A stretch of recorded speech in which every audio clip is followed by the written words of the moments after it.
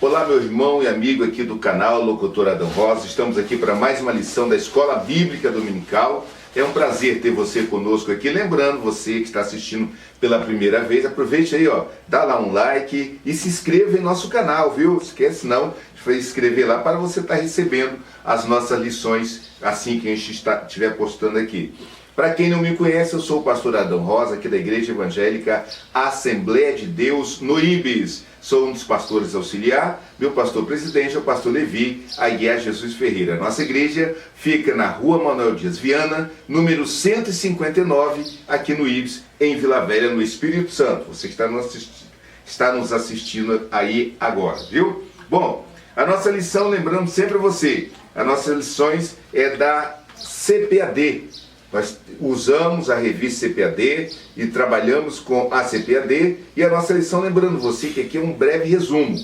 A escola dominical, a sua lição é estudada na sua igreja no domingo, tá bom, gente? Então daqui talvez você pode tirar algumas coisas para levar para a sua escola, você que é professor, você pode levar para estar ajudando, né, na sua classe a cada dia. Então, um breve resumo, e vamos então. O comentarista desse trimestre é o pastor Osiel Gomes. Pastor Osiel Gomes, ele é da Igreja Assembleia de Deus no Maranhão, aqui na Assembleia de Deus em Tirirical, São Luís, no Maranhão. Então, uma pessoa abençoada, é uma pessoa que está sempre, né, escrevendo, estando conosco aqui nas lições da CPAD. Bom, o tema da nossa lição é o governo divino em mãos humanas.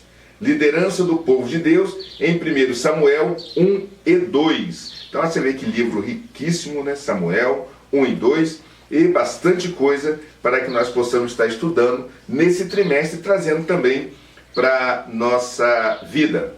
A lição 1 tem como tema conhecendo os 2 livros de Samuel. Bom, queridos, eu não vou me ater na lição trazendo como se fosse no domingo.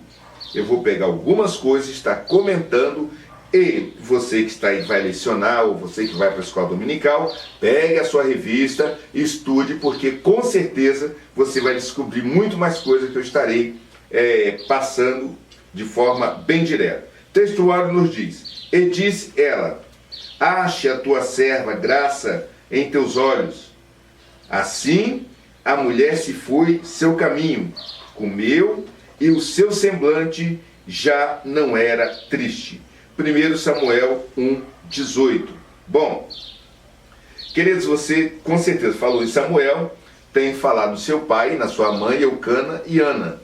A leitura em classe está em 1 Samuel 1 a 8. Eu não estarei lendo, como falei com você, e nós estaremos aqui estudando a vida desses 3 ou 4 personagens, né? Que é Eucana, o pai de Samuel, Ana, que vem a ser a sua mãe, e Penina, que estava ali, e tem outro também, né, o próprio Samuel e o sacerdote Eli.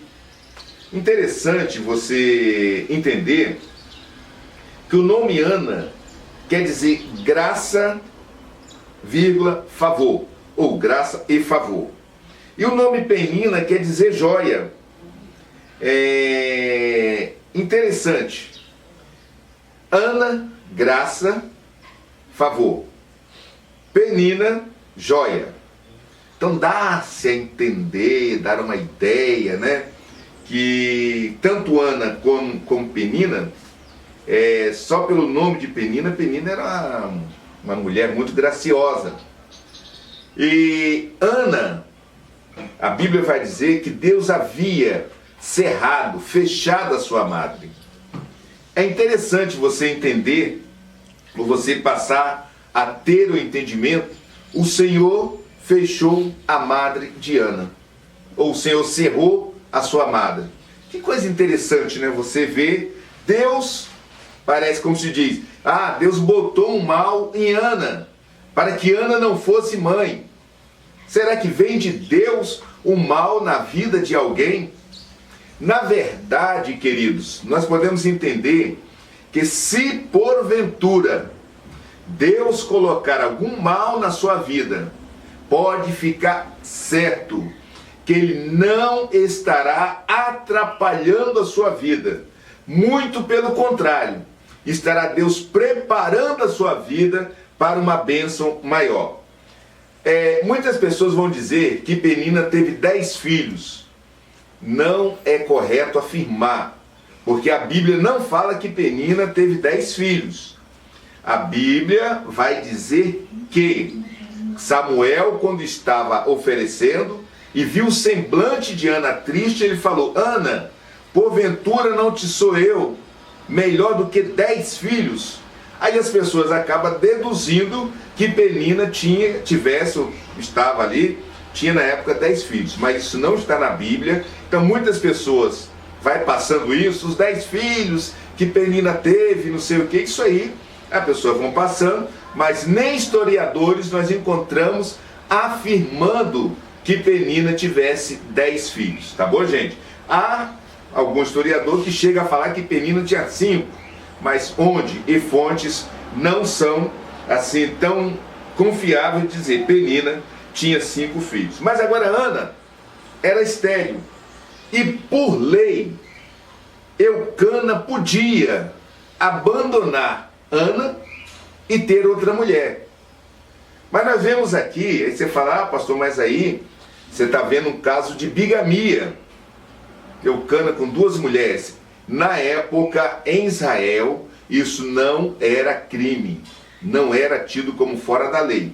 Se a mulher não pudesse ter o filho, ela podia ser devolvida, ou, no caso, poderia conviver e ter outra mulher, que era para dar seguimento, continuidade ao homem, né? A vida do homem, o nome do homem. Então ele podia arrumar outra mulher para que tivesse essa continuidade da sua geração, senão a geração poderia até vir a acabar. Mas no caso de Eucana, ele amava Ana, ele não queria e não quis abandonar Ana, mas ele queria também ter a sua descendência preservada. Então, por isso, dentro da lei, ele vivia com Ana e Penina. Mas interessante, queridos, que o casamento de Eucana e Ana era um casamento instável, era um casamento que tinha sofrimento. Ana sofria. Se Ana sofria, dá-se a entender também que Eucana também sofria, apesar de ter outra mulher. Eucana não desconhecia, não dava o demérito, no caso, havia o sofrimento de Ana. Ele também sofria junto com Ana, ao ponto de dizer: Ana, olha só, eu posso te ser melhor do que 10 filhos. Mas nós sabemos que filho é filho, marido é marido, parente é parente, pai é pai, mãe é mãe. Então não adianta tentar substituir. Mas o que eu vejo aqui é um casamento em crise em Eucana e Ana, mas era um casamento que não deixava de adorar a Deus.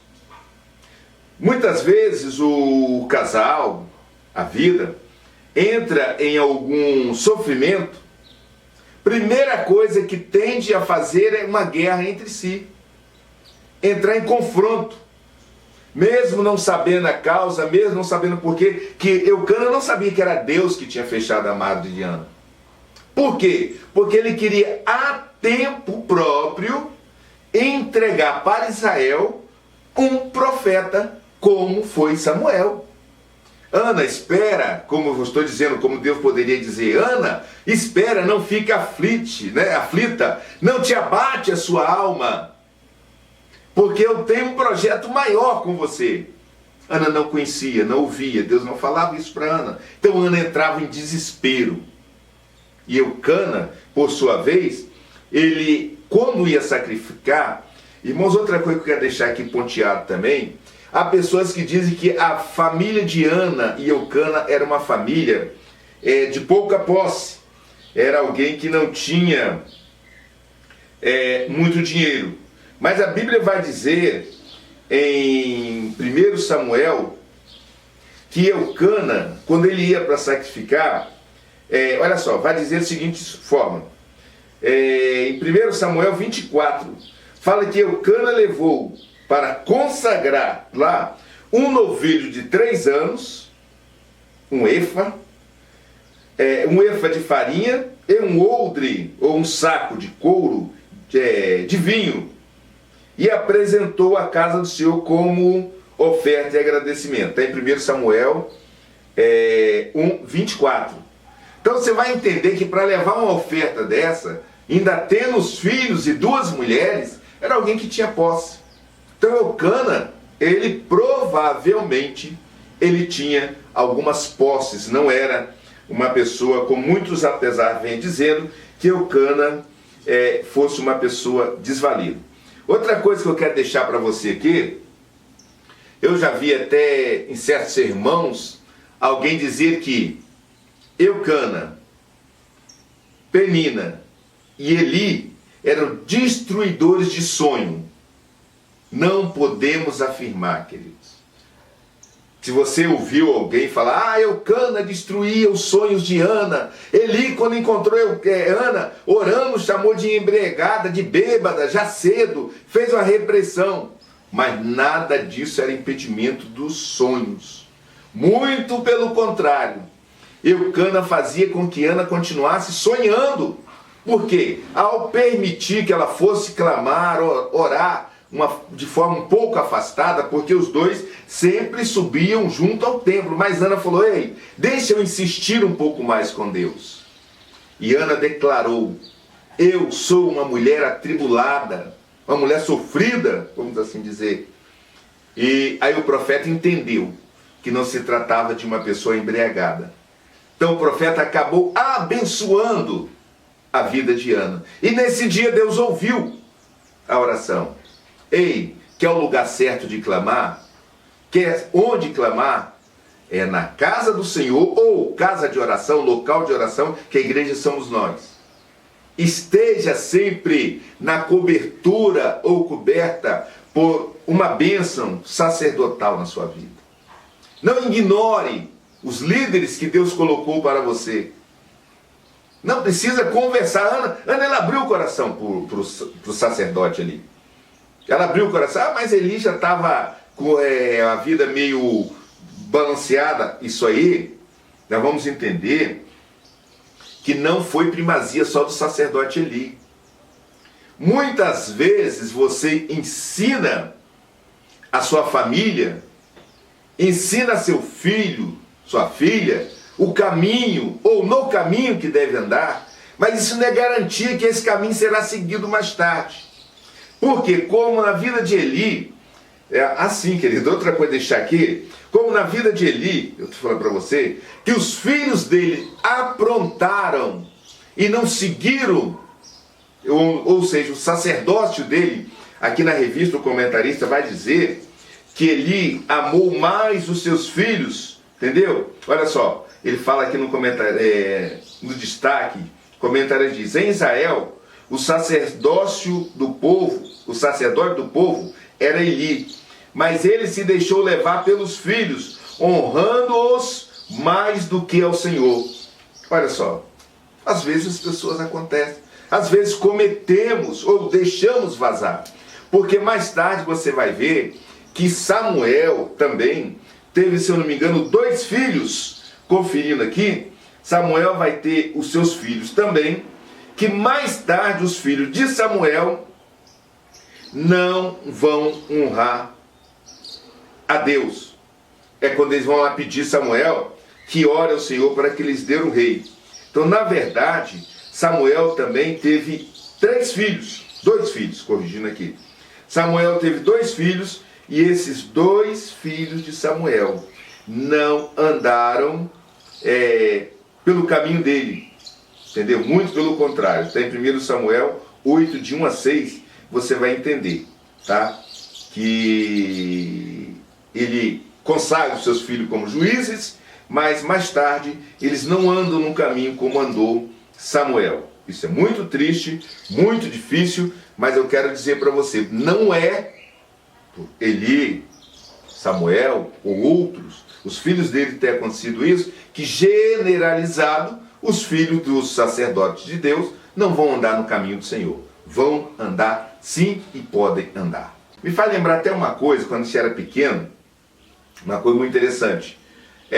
Quando a mamãe matava uma galinha, ou quando se faziam os antigos, a parte melhor, no caso peito, roxas, né? Era separado para os pais, geralmente, né? Não, esse aqui é o pedaço do seu pai, esse aqui é o pedaço de quem? Ou se tivesse uma visita ilustre, então você comia as partes menores. Então eu quero entender que possa ser ao servir, né? Naquele momento, Eucana pegava, como essa ilustração, a melhor parte para Ana. Ele procurava agradar a Ana, já que você não me deu filho, não tem problema não, Ana, eu te amo da mesma forma e vamos viver. E conseguiram a vitória. Lembrando também, queridos, deixar para você registrado aqui, que Ana teve mais filhos. Há pessoas que acham que Ana só teve Samuel e parou. Mas dê uma olhada em 1 Samuel 2, 20 e 21, fala o seguinte: e Eli abençoava a Eucana e a sua mulher, e dizia: o Senhor te dê descendência desta mulher. Olha só que interessante. Eu estou lendo com maior clareza aqui, quando eu falei que o sacerdote abençoou, ele fala: o Senhor te dê descendência desta mulher, pela petição que fez ao Senhor, e voltaram para o seu lugar. Visitou, pois, o Senhor a Ana, e concebeu, e deu à luz 3 filhos e 2 filhas. E o jovem Samuel crescia diante do Senhor. 1 Samuel 2, 20 e 21. Então, na verdade, Ana foi mãe de 6 filhos. 3 filhos e 2 filhas, mais Samuel. 6 filhos.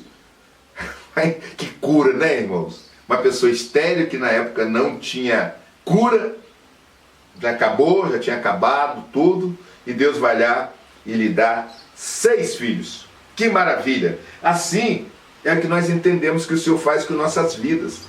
Ele nos traz medida recalcada, porção grande para você. Então, na verdade, não desista se você está passando por um problema, uma dificuldade, entendeu? E seja, digamos aqui, a você, irmão, que está assistindo, seja como Eucana, não abre mão, não julgue de forma errada o seu lar ou a sua família. Use como verdadeiro sacerdote, diga: Senhor, essa causa é minha. Eu já conheço, até eu li, uma pessoa que teve um grave problema no seu lar, e ele desejava que a sua mulher, e não cuidava bem dela, que morresse logo. Ela estava cometida de um câncer, e ele não tinha zelo, cuidado, e maltratava.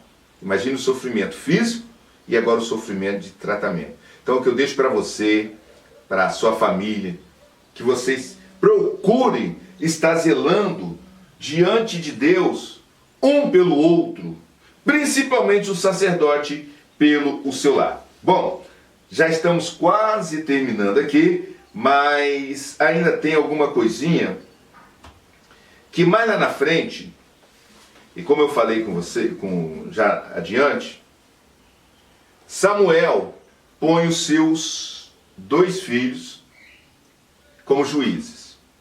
Irmãos, é bom entender que muitas pessoas dizem que Samuel, ele foi um dos governadores de Israel. Olha, na verdade, neste período que Samuel foi sacerdote, ainda não era a monarquia um dos regimes de Israel. Quando muito, era a teocracia, ou era o governo de Deus. Mas Samuel, a Bíblia não vai dizer, o comentarista fala aqui também, que ele tinha tríplice função. Mas na verdade, não diz que ele tenha sido governador. Ele vai ser profeta, né? Ele vai ser juiz E corrigindo aqui, profeta, juiz, e está faltando mais uma que o comentarista até deparou aqui, e sacerdote. As triplas funções, profeta, juiz e sacerdote. Mas não vai dizer que ele foi um dos reis. Por quê? Quando o povo vai pedir a ele que mude o governo, o povo começa a ver que as outras nações são governadas por rei, pelos reis e a monarquia. O povo vai pedir: Samuel, por favor, clame a Deus para que nos dê um rei. Samuel traz a resposta da seguinte forma, queridos: Deus, ao me rejeitar, ao rejeitar o sacerdócio, Deus sentiu rejeitado pelo povo. Olha só. Mas nem por isso deixou Deus de atender o povo. Aqui vai falar, nós vamos aprender nessas lições, do reinado de Saul e Davi. São os principais reinados que vamos estudar nesse trimestre. Então, de Saul, mais tarde de Davi, e depois vem os filhos de Davi, vem outras coisas, e segue aí. Mas, na verdade, queridos, é bom entendermos que preste bastante atenção, ou temos que prestar bastante atenção, o que nós pedimos a Deus. Que, de repente, o seu pedido pode ser uma rejeição de algo que Deus te deu. Ah, Senhor, eu não pedi para ser constituído pastor nessa igreja. Eu não pedi, Senhor, para trabalhar com ciclo de oração. Eu não pedi para trabalhar com coral. Não pedi, mas Deus te escolheu. Aí você fala: não, eu vou rejeitar tudo isso. Eu vou sair, eu vou largar tudo, vou abandonar tudo. Já pensou se a resposta de Deus vem: olha, rejeitar o que eu te dei, você me rejeitou. Já pensou que situação difícil? E o povo de Israel vai sofrer. Sofreu e sofreu muito, não porque Deus os castigou, mas porque andaram fora do caminho ou do propósito de Deus. Não adianta, tem que andar no propósito de Deus. Mas nós vamos ver que tudo isso, tudo vai seguindo, tudo vai acontecendo, na verdade, vai resumir ou vai nos trazer para o nascimento, o aparecimento de Jesus e o cumprimento de sua morte na cruz. Então precisamos, queridos, prestar bastante atenção que ao clamarmos, nós precisamos de clamar sempre dentro do que Deus quer colocar para nós. É bom entender também que no capítulo 4, o comentarista vai dizer que Samuel, o divisor de águas, um momento de crise espiritual. Irmãos, como é você como servo de Deus? Será que você é daqueles que a sua vida é um divisor de almas? Ou você é daqueles que tem trago cada vez mais um problema para a sua igreja?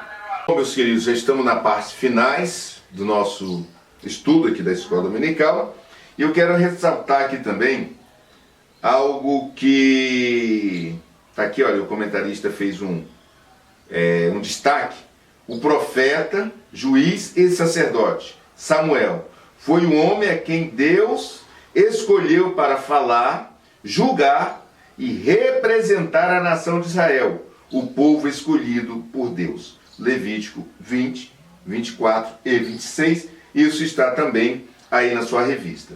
E mais tarde ele vai trazer aqui também, já no capítulo 4 ainda, com Samuel, aprendemos que a chave para alcançar estabilidade e prosperidade no ministério é confiar em Deus e depender do seu favor. Queridos, não adianta. Recurso financeiro ou falta de recurso financeiro, saúde estável ou instável não é motivo para não atendermos ou para alcançar a estabilidade e a prosperidade no ministério é confiar em Deus e depender do seu favor. Seja um dependente de Deus. Seja alguém que diz: Senhor, se o Senhor não for comigo, eu não tenho condições de ir. Dependa sempre de Deus. Precisa. E o livro de Samuel vai nos trazer. Bom, queridos, vamos orar.